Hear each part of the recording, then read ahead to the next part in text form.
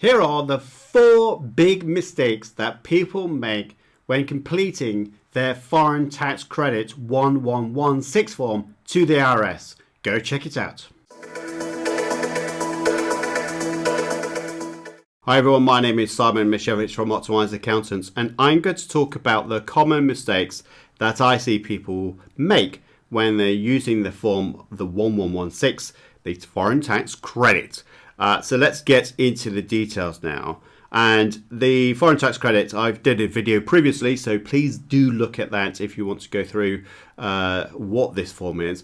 I'm going to just briefly talk about it, but go to that video if you want more of an overview. A foreign tax credit allows you to say to the IRS in the United States, hey, look, I've had some foreign income or investment income, and I've paid taxes in this country, whether it's UK, Spain, Hong Kong, wherever it might be, and I want you to apply a credit against my US income. Hopefully, if you're in a high rate tax paying country like the United Kingdom, then you are unlikely to pay any further taxes in the United States. But there's number one straight away. My pencil's just broken. The number one straight away, I would say that anyone thinking that they don't need to do a tax return, well, sadly, you do.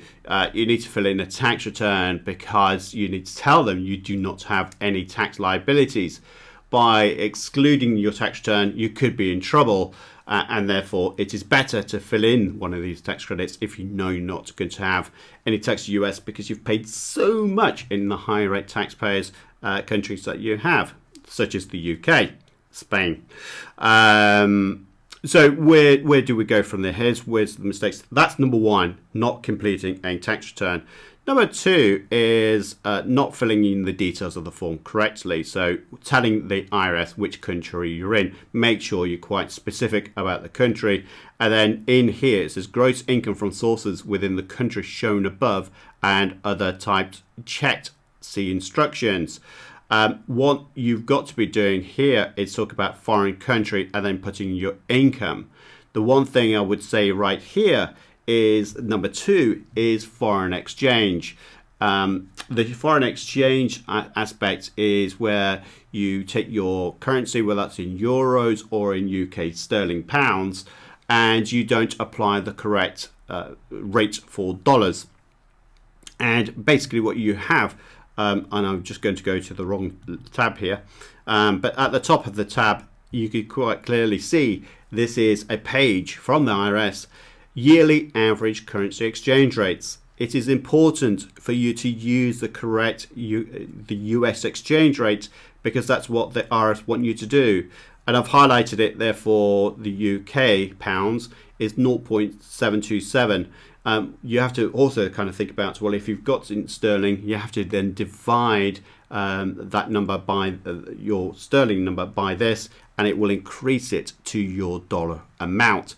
So that's a common mistake that we see is people wondering, well, what exchange rate should I use? Well, there it is. The IRS do give you a nice spot rate to utilize. Okay, let's go through some other mistakes that I see people making, and that is expenses definitely related to the income on the attached. Now, here we're talking about if you've got, let's say you have foreign investments and you've had transaction charges. Well, those transaction charges should be applied into the income. So if you've got transaction costs, people do not include them. They miss out on those deductions and therefore will end up potentially paying tax in the US. I doubt it if they're in a high rate tax paying country, but that's another point.